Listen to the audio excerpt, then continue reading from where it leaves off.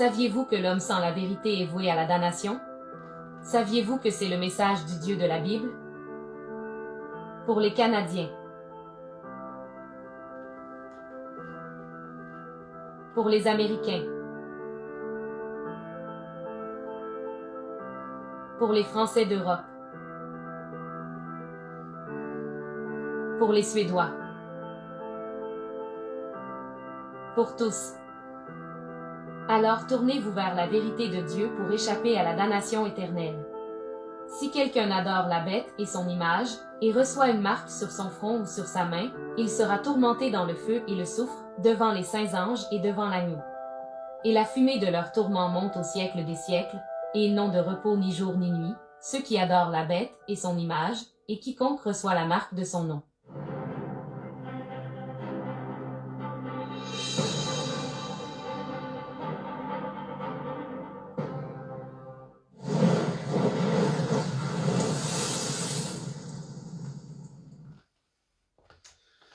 Bonsoir à vous tous. J'espère que vous avez eu une excellente journée dans le Seigneur et que vous êtes prêts ce soir à apprendre un peu plus de la prophétie biblique. J'avais vraiment ce désir depuis quelques semaines de vous partager des informations concernant un personnage très important dans la révélation biblique. Un personnage qu'on voit comme un grand ambassadeur ou un grand messager pour le dernier empire du monde, pour le nouvel ordre mondial. Puis, les Écritures nous décrivent ce personnage-là et nous présentent le fait qu'il va amener les habitants de la terre au pied du grand dirigeant de ce nouvel empire, c'est-à-dire au pied du grand empereur ou de l'Antéchrist lui-même. Donc, il va représenter le gouvernement central dans les derniers temps. Il va représenter le gouvernement le plus élevé et il va être là pour faire la promotion, non pas du royaume des cieux et non pas de la volonté de Dieu. Pour le chrétien, la révélation est bien claire. On nous dit, nous faisons donc les fonctions d'ambassadeurs pour Christ, pas pour l'Antéchrist, pas pour le malin, pas pour le fils de la perdition, pas pour l'impie, mais pour le vrai Seigneur des Seigneurs et le vrai Roi des Rois. Quel privilège! Comme si Dieu exhortait par nous, Dieu nous utilise pour accomplir son œuvre. Nous vous en supplions au nom de Christ, soyez réconciliés avec Dieu. Mais cet ambassadeur qui va venir dans les derniers temps n'encouragera nullement les gens à se tourner vers le message de Dieu, à se tourner vers l'évangile de Christ, au contraire. Et le Seigneur de la prophétie désire que ses enfants soient au courant de ces détails de l'avenir. C'est pourquoi il a inspiré les textes prophétiques pour nous enseigner. La Bible dit que toute écriture est inspirée de Dieu et utile. Utile pour nous montrer ces informations, utile pour nous permettre de comprendre ce qui s'en vient, utile pour nous donner tout ce qui est nécessaire pour que l'homme de Dieu soit accompli, pleinement développé dans son raisonnement et dans sa vie chrétienne, et propre à toute bonne œuvre. Donc Dieu ne se trompe pas lorsqu'il nous a donné la prophétie. Pierre dit, « Et nous tenons pour d'autant plus certaine la parole prophétique, à laquelle vous faites bien de prêter attention. » Donc bravo ce soir. Vous prenez ce temps, vous avez mis de côté d'autres activités pour prendre de ce temps pour vous concentrer sur la prophétie biblique et on nous dit, c'est une bonne chose. C'est quelque chose de béni de la part de Dieu, quelque chose que Dieu désire pour son peuple. Il dit de laquelle vous faites bien de prêter attention, comme une lampe qui brille dans un lieu obscur. Et peut-être vous avez besoin d'espérance en ce moment. Peut-être vous avez besoin de la révélation prophétique pour vous montrer qu'un jour une grande victoire va venir sur ce monde de ténèbres. Autrefois, vous étiez ténèbres, la Bible nous dit, maintenant, vous êtes des enfants de lumière, vous marchez comme des enfants de lumière, et un jour, la lumière de Dieu va être resplendissante sur toute la terre.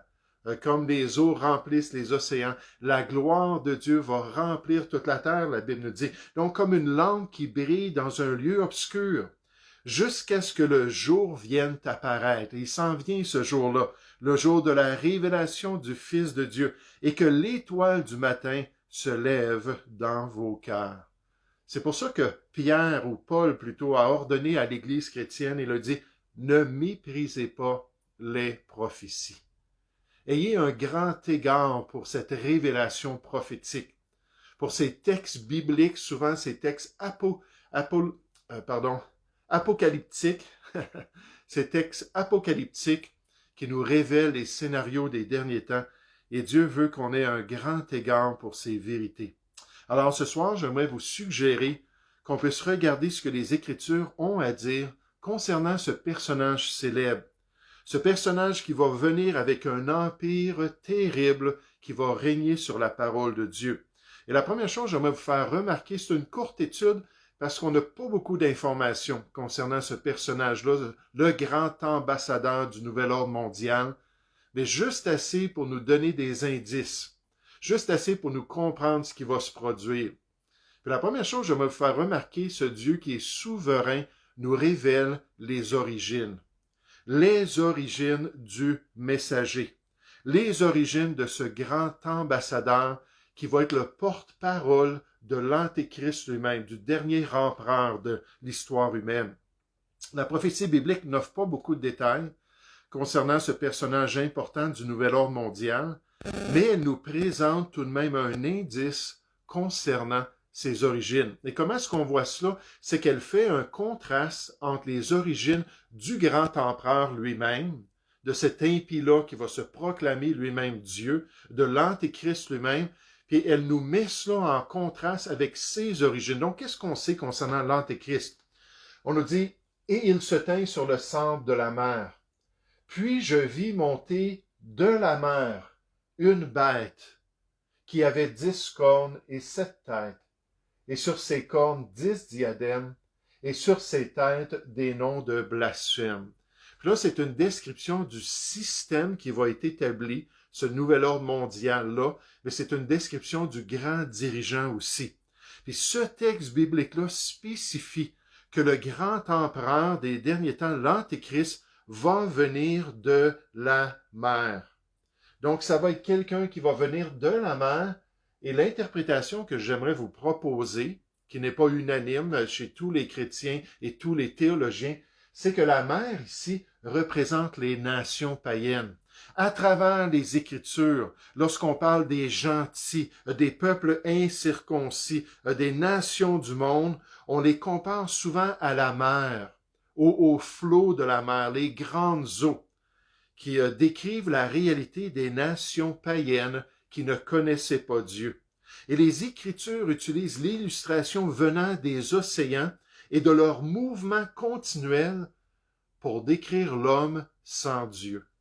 Par exemple, le prophète Ésaïe a dit, « Je mettrai la louange sur les lèvres, paix, paix à celui qui est au loin et à celui qui est près, dit l'Éternel. En parlant de son peuple, je les guérirai. Mais les méchants sont comme la mer agitée. » Que ce soit la mer de Tibériade que les gens auraient connue, ou la mer de Galilée, ou d'autres mers comme la mer Morte, il n'y avait pas autant d'agitation là. Mais on nous dit, les méchants sont comme la mer agitée, qui ne peut se calmer. C'est pas la paix de Dieu, puis la présence de Dieu qui venait dans l'expérience de ces gens-là, qui ne peut se calmer, et dont les eaux soulèvent la vase et le limon, toutes les impuretés des océans.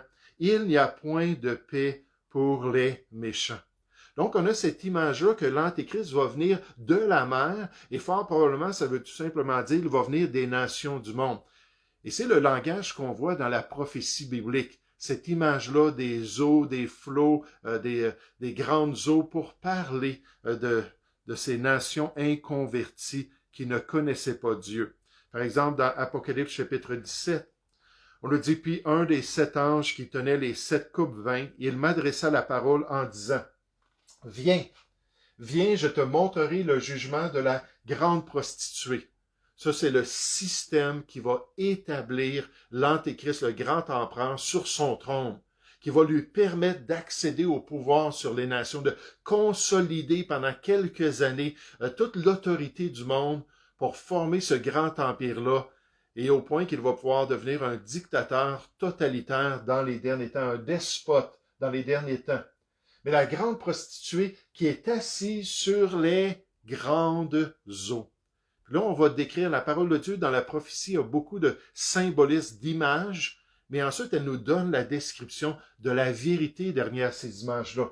On nous dit, c'est avec elle que les rois de la terre, les rois des nations du monde, se sont livrés à l'impudicité, à la débauche spirituelle, et c'est du vin de son impudicité que les habitants de la terre se sont enivrés. Donc, on voit cette image-là dans la prophétie biblique. On continue au verset 15. Alors que l'apôtre Jean reçoit la révélation, et il me dit, « Les eaux que tu as vues, sur lesquelles la prostituée est assise, ce sont des peuples, des foules, des nations, des langues. » La description des peuples païens de la terre. Donc, d'après la prophétie biblique, le grand dirigeant, l'Antéchrist lui-même, dans les derniers temps, va trouver son origine parmi les peuples païens du monde. Maintenant, qu'en est-il de son lieutenant? Qu'en est-il de son bras droit, son vice-roi, ou son grand messager, son porte-parole? Là, on utilise ça pour parler de cette bête-là qui vient de la mer, et ensuite, on va parler de son messager, on va nous dire d'où il vient, pour faire le contraste entre les deux. On voit ça encore dans Apocalypse chapitre 13. On nous dit, puis je vis monter de la terre. Maintenant, le mot terre ici, c'est pas le mot cosmos. Il parle de la planète Terre, qui parle de la création de Dieu. C'est le mot gay. Ça, c'est important de comprendre ça dans l'original, parce que ce mot-là peut représenter un pays ou une région du monde, plutôt que la planète ou les nations du monde. Donc, on nous dit, l'Antéchrist vient de la mer, lui, il vient de la terre. On le vit une autre bête qui avait 2 cornes semblables à celles d'un agneau et qui parlait comme un dragon. Mais d'après ce texte biblique-là, l'Antéchrist pourrait venir d'un pays particulier. Il y a un article défini dans l'original qui nous dit la terre ou le pays, la patrie, la nation spécifique. Là, la question, c'est d'après le contexte de la prophétie du livre de l'Apocalypse, quelle nation particulière pourrait être soulignée ici comme étant à l'origine de ce grand messager-là? Quelle est sa nationalité, on pourrait dire?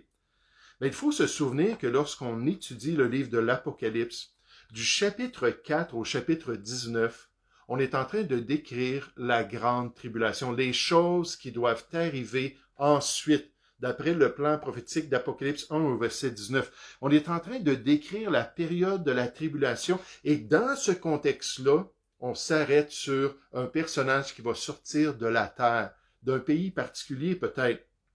Mais cette période, la grande tribulation, c'est l'accomplissement de la dernière semaine de la prophétie de Daniel, chapitre 9. La fameuse prophétie des 70 semaines établie par le Dieu souverain pour l'avenir du peuple d'Israël.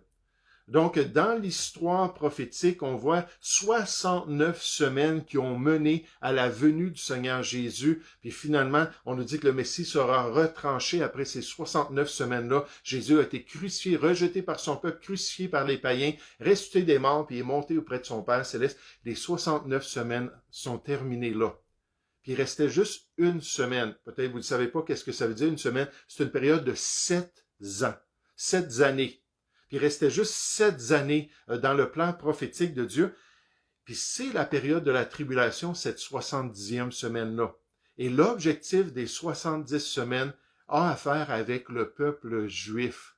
Donc le contexte de la tribulation, ça vise les nations du monde, nécessairement les croyants qui vont vivre pendant cette période de temps-là, mais ça vise en particulier à travailler dans le peuple d'Israël, à accomplir le plan de Dieu, le plan prophétique, pour amener le salut du peuple juif. On nous dit, afin qu'un jour, tout Israël soit sauvé.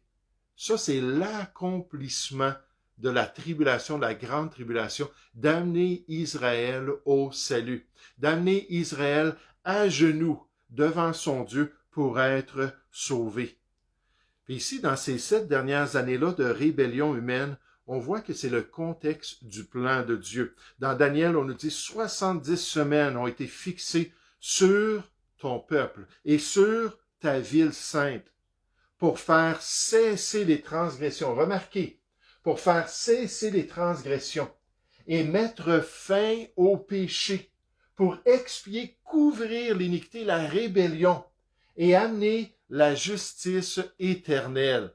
Wow! Pour sceller la vision et le prophète et pour oindre le Saint des Saints. Donc Dieu nous dit, le peuple d'Israël est en plein centre du plan prophétique, de toutes ces prophéties-là qui nous parlent de cette dernière semaine-là. C'est pourquoi, lorsque le livre de l'Apocalypse décrit avec un article défini, en mettant un contraste avec les nations païennes du monde, la venue de ce personnage-là, que certains étudiants de la prophétie croient que la référence, c'est à la terre d'Israël. C'est au peuple juif en Palestine, en terre promise. Donc, il est fort possible que ce grand messager de cet empire maléfique va venir de la nation d'Israël. En contraste avec les nations païennes, lui, ça va être un juif. C'est très possible.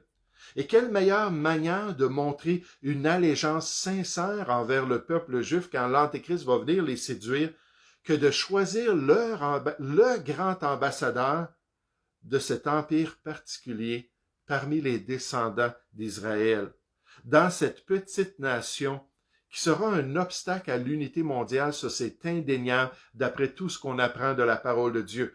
Voici, je ferai de Jérusalem une coupe d'étourdissement pour tous les peuples d'alentour. Aussi pour Juda dans le siège de Jérusalem. En ce jour-là, en parlant dans le chapitre 12, 13 et 14 de la grande tribulation et de la victoire à la bataille d'Armageddon, en ce jour-là, je ferai de Jérusalem une pierre pesante pour tous les peuples. Tous ceux qui la soulèveront seront meurtris et toutes les nations de la terre s'assembleront contre elle. Nécessairement, ça va être à la fin de la tribulation. Mais pour séduire les Juifs, pour amadouer et tromper ce peuple par un traité de paix de 7 ans, pourquoi ne pas inclure ce rôle très important de porte-parole parmi le peuple juif, le grand porte-parole du nouvel empire, et qui pourrait rallier Israël derrière cet imposteur. Donc, premièrement, l'origine. On le dit, l'Antéchrist va venir de la mer et son porte-parole va venir de la terre. Les nations païennes, fort probablement, et le peuple juif, d'après ce que le Seigneur sait et d'après ce qu'on pense en regardant ça. Maintenant, j'aimerais vous faire remarquer le message du messager, les grands objectifs qu'il va vouloir atteindre auprès des nations en tant que porte-parole de l'Antéchrist, l'influence qu'il devait exercer sur les hommes de toute langue, de tout peuple et de toute nation sur toute la planète Terre. Il n'y aura pas une région qui n'aura pas été impactée par ce message-là. Puis encore une fois, ce n'est pas le message de Dieu qu'il va répandre. Ce n'est pas l'évangile de Dieu qu'il va proposer. On nous dit concernant cette bête, elle exerçait toute l'autorité de la première bête en sa présence. Et elle faisait que, voici son message, voici les consignes, voici les politiques de l'Empire. Elle faisait que la terre et ses habitants adoraient la première bête, c'est-à-dire l'impie, le fils de la perdition, l'Antéchrist, le grand empereur, qu'ils allaient l'adorer, dont la blessure mortelle avait été guérie parce qu'on va l'assassiner et Dieu va permettre qu'il soit ressuscité. Son message, c'est un culte idolâtre universel qui va être proposé par cet ambassadeur. Une rébellion ouverte au plan du Créateur pour sa créature, d'après la révélation de Romains, chapitre 1, puis nécessairement partout à travers les Écritures.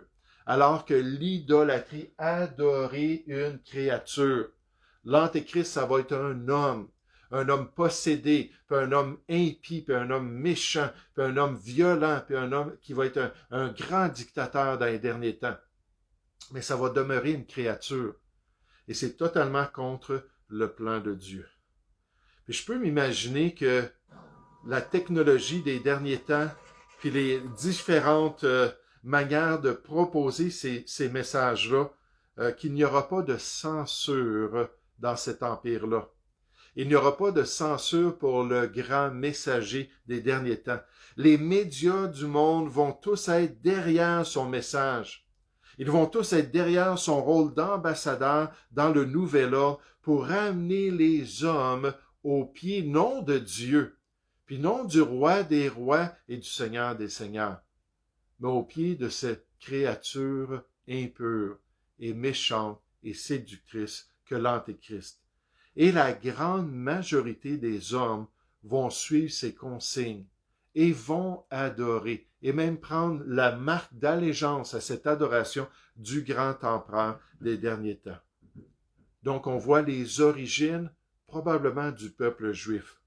On voit le message idolâtre, tournez-vous vers cet empire universel, vers ce grand royaume qui est établi. Soyez un vrai citoyen des derniers temps en venant offrir votre allégeance à l'Antéchrist, en suivant l'homme plutôt que de suivre Dieu. Maintenant, j'aimerais vous faire remarquer la puissance de ce messager, le surnaturel qui va accompagner son message dans les derniers temps, qui va confirmer ses instructions aux nations. On a déjà appris dans la révélation prophétique que le malin lui-même va être confirmé dans son œuvre par des signes, des prodiges et des miracles venant du malin, venant du diable. Ça, c'est frappant parce que c'est les confirmations messianiques que Dieu avait données au peuple juif. Ésaïe chapitre 30, Ésaïe chapitre 42, toutes sortes de passages où on nous dit le Messie, lorsqu'il va venir, il va vous en mettre plein la vue. Le surnaturel va l'accompagner, il va guérir les aveugles, puis il va purifier les lépreux, puis il va chasser les démons, puis il va annoncer la bonne nouvelle aux pauvres. Mais toutes sortes de caractéristiques qui devaient venir avec le vrai Christ, mais il était lumière, et il était vérité. Puis malgré tant de miracles qu'il a fait aux yeux des gens dans Jean 12, 37, ils n'ont pas cru en lui. Pourquoi? Parce que quiconque fait le mal est la lumière et ne vient point à la lumière, de peur que ses œuvres ne soient dévoilées par la lumière. Jean 3, verset 20. Donc on voit cette puissance-là pour l'Antéchrist. L'apparition de cet impie de l'Antéchrist se fera par la puissance de Satan, avec toutes sortes de miracles, de signes et de prodiges mensongers, mais pas seulement pour le grand dirigeant, pour son ambassadeur aussi, alors qu'il va prêcher son message, alors qu'il va annoncer ses consignes et ses lois aux nations du monde. Il va être entouré de surnaturel. On nous dit, elle opérait de grands prodiges, même jusqu'à faire descendre du feu du ciel. Ça, les prophètes de Baal et d'Astarté n'étaient pas capables de le faire, même des centaines d'entre eux. Et c'était juste Élie, avec la puissance de Dieu, qui pouvait faire cela. Mais là, on voit que dans les derniers temps, même le méchant, le malin, va avoir cette capacité-là, et son prophète va pouvoir le faire, jusqu'à faire descendre du feu du ciel sur la terre à la vue des hommes. Et peut-être qu'ils vont se moquer du Dieu d'Israël. Ils vont dire qui est semblable à notre Dieu, puis qui est semblable au grand dragon qui est derrière notre système. Regardez, là, on lui demande, puis il fait descendre du feu, arrêtez de chanceler, c'est lui qui est le vrai Dieu. Puis poussez l'homme comme il l'avait fait au Mont Carmel, n'est-ce pas? Mais poussez l'homme à faire ce choix-là, puis ce feu-là qui va descendre. Et elle séduisait les habitants de la terre par les prodiges qui lui étaient donnés. Il lui était donné d'opérer. Donc, c'est le Dieu souverain qui lui permet, en présence de la bête, de l'Antéchrist, disant aux habitants de la terre de faire une image de la bête qui avait la blessure de l'épée et qui vivait, pour que les gens puissent se tourner vers lui, pour que les gens puissent nécessairement l'adorer. Ils étaient séduits à le faire.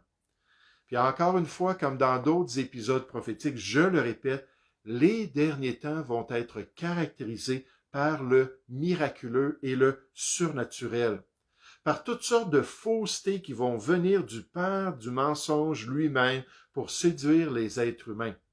Et Dieu va le permettre, et l'être humain va être ouvert à cela dans les derniers temps. Il va être disposé à voir ces choses-là, à mettre de côté sa logique, à mettre de côté son agnosticisme ou son athéisme, et à dire « Wow, c'est vrai et je vais croire et je vais suivre. » Mais malheureusement, ce sera un faux message. Oh, on voit les origines de ce personnage-là, probablement du peuple juif. On voit ensuite la puissance, tout le surnaturel qui va l'accompagner. Puis nécessairement, on voit toute cette œuvre-là qui va s'accomplir pour la gloire de Dieu, alors qu'il va accomplir sa volonté. J'aimerais juste vous faire remarquer l'autorité. L'autorité du messager. Une autorité qui va être totale sur les nations, ou on pourrait dire totalitaire. Cet ambassadeur-là du nouvel ordre qui va pouvoir faire régner l'ordre sur la terre, le contrôle absolu sur le destin des hommes pendant la tribulation, son pouvoir despotique sur la vie des habitants de la terre. On nous dit, et lui fut donné d'animer l'image de la bête.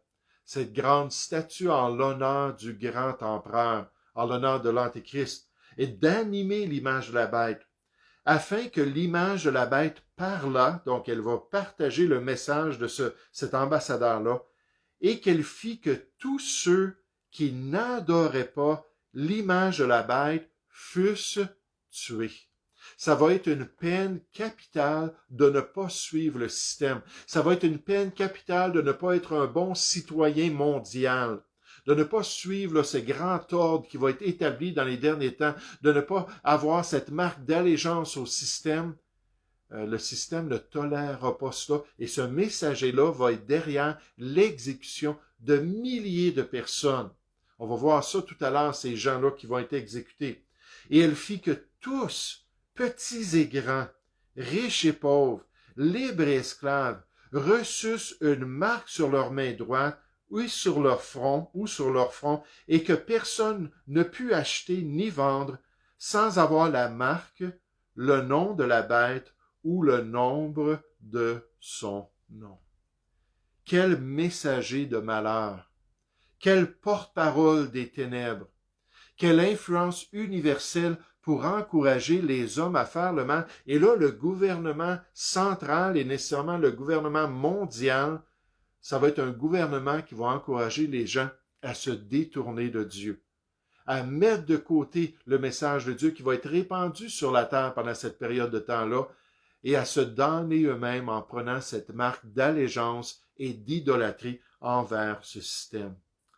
Mais gloire à Dieu, lorsqu'on regarde les textes bibliques, on s'aperçoit que certains, nécessairement une minorité, vont résister.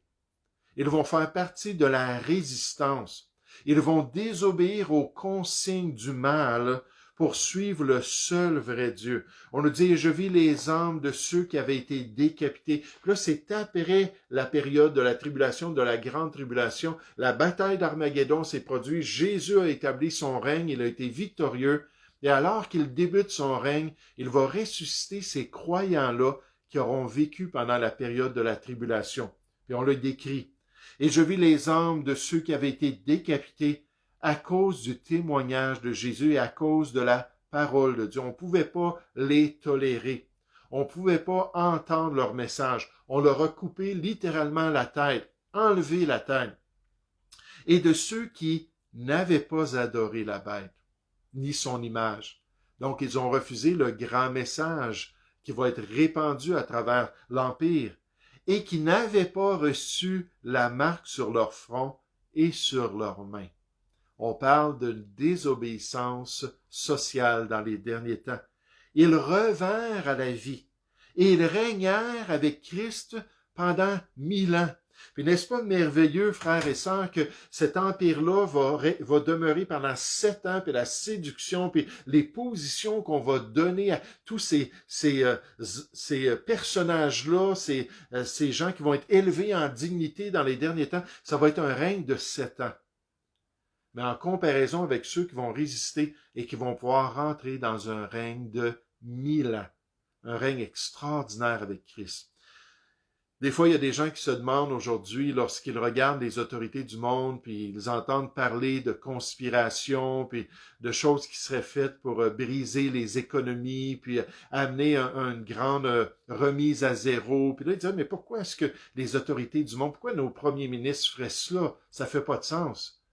Probablement que la raison, c'est qu'en ce moment, on est en train de chercher les gouverneurs, puis les personnes en charge d'un nouvel empire. On leur dit que s'ils sont dignes, puis s'ils suivent les consignes, qu'ils vont recevoir des positions bien supérieures à celui de président sur une nation. Parce que là, ça ne sera plus 195 nations.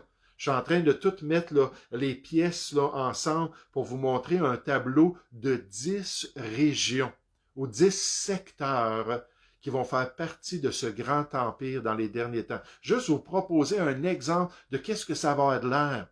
Donc, imaginez là, celui qui est le premier ministre du Canada, on lui dit, tu pourrais être le roi de toute l'Amérique du Nord. Puis tu pourrais être le gérant du Canada et des États-Unis si tu suis les consignes. Puis il y a une grande séduction qui va se produire pour placer ces autorités-là. Puis peut-être en ce moment, c'est ça qui se produit. Les gens savent qu'il y a un grand changement qui s'en vient. Il va y avoir une restructuration. La devise américaine va être enlevée comme la devise internationale. Il va y avoir une nouvelle devise qui va être proposée, puis une restructuration. Et ceux qui veulent faire partie de ce système-là sont mieux de suivre les instructions. Et peut-être que c'est ça qui se passe en ce moment. Mais ça va être un règne qui va durer 7 ans. Puis comparé à ceux qui auront fait la volonté de Dieu, 7 ans dans les ténèbres, 7 ans avec les forces de l'ennemi de Dieu, en comparaison avec ceux qui vont régner dans la lumière avec le roi des rois et le Seigneur des seigneurs pendant 1000 ans. La prophétie biblique donne un peu plus de détails concernant cette résistance spirituelle contre le règne du malin. On nous dit, après cela, je regardais, et voici, il y avait une grande foule. Et là, c'est pendant la grande tribulation, alors que Jean est au ciel, il y a toutes des âmes qui commencent à se rassembler, et il les voit. Il parle avec les différentes créatures célestes qu'il a là, puis les anciens qui sont là, puis il dit, qui sont ces gens-là? Mais là, il voit ces gens-là qui viennent d'être exécutés sur la terre pendant la période de la grande tribulation. Jésus a dit dans Matthieu chapitre 24, la pire période de l'histoire humaine. Et là, la tyrannie qui va régner sur la planète Terre et qui va s'opposer à la volonté de Dieu, s'opposer à ceux qui vont croire dans la parole de Dieu et croire à tous ces messagers-là qui vont répandre l'Évangile jusque dans toutes les nations du monde. On nous présente cette foule-là. Après cela, je regardais, et voici, il y avait une grande foule. Gloire à Dieu pour le courage. Gloire à Dieu pour la conviction de l'Évangile. Gloire à Dieu pour ceux qui vont être prêts à mourir pour leur foi, à être de vrais témoins de Jésus-Christ, des martyrs pour Christ. Une grande foule que personne ne pouvait compter, de toute nation, de toute tribu, de tout peuple et de toute langue. Elle se tenait devant le trône et devant l'agneau, revêtus de robes blanches et des palmes dans leurs mains. On nous donne un peu plus de détails. Et il me dit, en décrivant qui étaient ces personnes-là, on nous dit, ce sont ceux qui viennent de la grande tribulation, les 3 ans et demi, la dernière section où l'Antéchrist va pouvoir persécuter les saints. Ce sont ceux qui viennent de la grande tribulation. Ils ont lavé leurs robes et les ont blanchis dans le sang de l'agneau. Ça, c'est un symbole du salut, de la purification lorsqu'ils vont entendre l'évangile de Christ pendant cette période-là. C'est pour cela qu'ils sont devant le trône de Dieu et le servent jour et nuit dans son temple. Et après cette période de grande tribulation, alors que Jésus va établir son royaume, alors il va permettre qu'il soit ressuscité, qu'il fasse partie de la première résurrection. Oh, en parlant de ce grand messager, ce grand ambassadeur des ténèbres, on a parlé de ses origines, probablement du peuple juif en contraste avec les nations païennes. Deuxièmement, on a vu son message idolâtre, que l'être humain se détourne de son Créateur pour se tourner vers la folie d'adorer une créature. On a vu sa puissance, ou on pourrait dire le surnaturel, tout ce que le malin, qui est puissant, le malin, il n'est pas tout puissant et il reçoit les instructions de Dieu. C'est une marionnette puissante et glorieuse entre les mains de Dieu.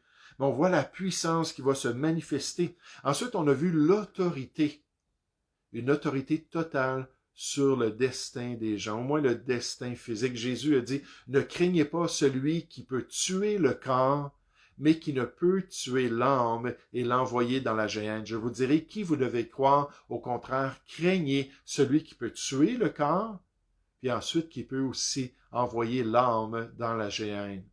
Donc on voit que Dieu est tellement plus grand, mais cet homme-là va avoir l'autorité du grand empereur de faire exécuter tous ceux qui auront cru dans le Seigneur, tous ceux qui auront suivi la volonté de Dieu. Mais finalement, j'aimerais qu'on puisse considérer la perdition. Gloire à Dieu, la perdition. La perdition du messager, pas qu'on se réjouit de cela, mais c'est la justice de Dieu pour un rebelle, la justice de Dieu, la perdition de cet empereur de malheur, de cet homme mauvais qui s'est entièrement livré au système des derniers temps, qui a servi au plan de Dieu, étant toutefois responsable de ses propres choix, des choix de son cœur. Et les Écritures promettent que la colère de Dieu se révèle du ciel contre toute impiété, toute rébellion, tout élan du cœur qui est contraire au plan de Dieu. Et ça va être la caractéristique de cet empire-là, l'impiété, le blasphème contre Dieu. Et de toute injustice des hommes, il va y en avoir amplement. La Bible continue en nous disant l'irritation et la colère à ceux qui, par esprit de dispute, sont rebelles à la vérité qui va être connue par toutes les nations. La vérité qui va être propagée à travers le monde et qui obéissent à l'injustice. Il y a des gens qui sont obéissants, mais ils obéissent au mal. Ils font ce qui est mal, pour nous dire irritation et colère, tribulation et angoisse sur toute âme d'homme qui fait le mal sur le juif, premièrement, probablement ce messager-là, puis les Grecs, les nations, les gentils, et aussi l'Antéchrist, qui vont subir cette colère-là. Le salaire du péché va venir qu'à les rattraper. Ces ouvriers-là du diable vont subir la condamnation de Dieu. Et Dieu dit concernant ces ouvriers des ténèbres que leur fin sera selon leurs œuvres, en proportion de leur rébellion, en proportion de leur désobéissance, en proportion du mal qu'ils auront fait sur la terre. Et là, toute la colère de Dieu va s'abattre sur eux. J'aimerais juste qu'on puisse terminer avec cette défaite-là des ennemis de Dieu. Cette défaite-là de ce grand ambassadeur et son grand empereur lorsqu'ils vont faire face à la colère de Dieu. Cette victoire-là du Christ de Dieu sur tous les ennemis du Seigneur. Puis on a dit, et je vis la bête et les rois de la terre se sont tous unis, ces 10 rois-là se sont tous unis, ils étaient rendus 7 rois, pardon, et leurs armées rassemblées pour faire la guerre à celui qui était assis sur le cheval et à son armée.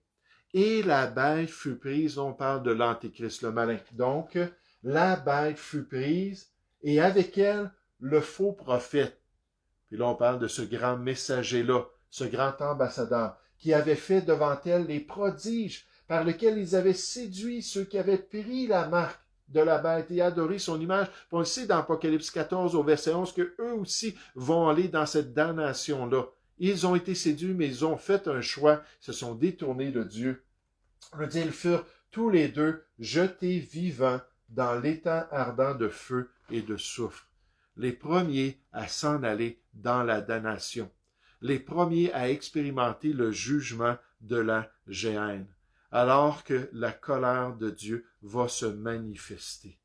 Gloire à Dieu qui sera victorieux sur les ennemis de la vérité. Gloire au Seigneur que nous faisons partie de l'armée gagnante des derniers temps. On nous dit concernant ces armées-là du malin, ils combattront contre l'agneau. Et l'agneau les vaincra, parce qu'il est le Seigneur des seigneurs et le roi des rois.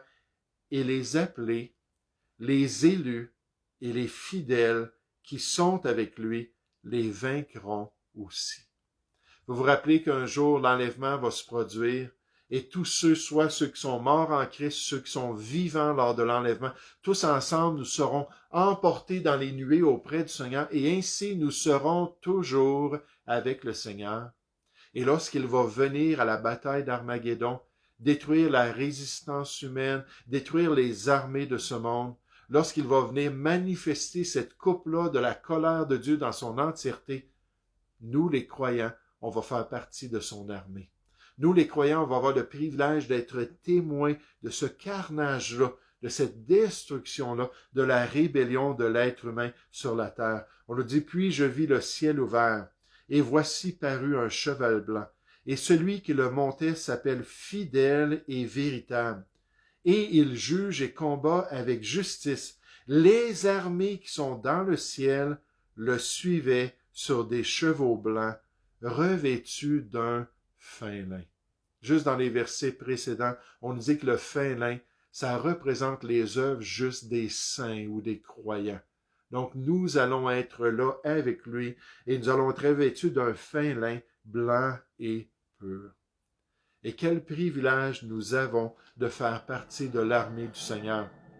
Quel privilège de pouvoir considérer ces vérités-là concernant le messager des derniers temps, pour nous rappeler les vérités prophétiques des Écritures, nous rappeler le fait que Dieu est au contrôle de toutes choses et il sait exactement ce qui se passe sur la terre, et le fait que malgré toute la folie de l'homme rebelle ici-bas, qu'un jour les croyants vont être vainqueurs, puis ils auront le privilège de vivre pour toujours avec le Seigneur pour toute l'éternité.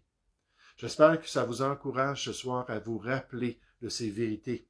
Ça vous encourage lorsqu'on voit la folie de l'homme, puis l'endurcissement du cœur, puis les ténèbres qui s'épaississent. Peut-être avec des choses qui se passent en ce moment que vous trouvez totalement insensées, puis illogiques, puis que vous êtes capable à lier à toutes ces vérités-là de l'unification dans les derniers temps. Mais surtout, cette vérité que notre enlèvement s'en vient, puis qu'on va être bientôt dans la présence du Seigneur, la bienheureuse espérance de l'Église, qu'il va venir chercher son assemblée, ses ambassadeurs, avant que tous ces 21 fléaux-là éclatent sur la terre, avant ce temps de tribulation et de grande tribulation. Puis à partir de ce moment-là, notre vie sera totalement différente. On est juste des étrangers. On est juste des voyageurs sur cette terre. Notre citoyenneté est au ciel. On ne peut pas encore tout s'imaginer ce qu'on va expérimenter, ce que Dieu a réservé à ceux qui l'aiment. Mais il nous demande d'être debout. Il nous demande de rester fidèles. Il nous demande de ne pas avoir honte lorsque Jésus va apparaître, mais au contraire d'aimer son avènement, puis de rester attaché à son plan. Oh, il ne faut pas perdre courage, frères et sœurs. Il faut continuer à accomplir sa volonté. Donc, d'ici quelque temps, j'aimerais vous parler sur un autre sujet prophétique. C'est un sujet concernant les 4 chevaux de l'Apocalypse, ou les 4 cavaliers, je devrais dire, de l'Apocalypse.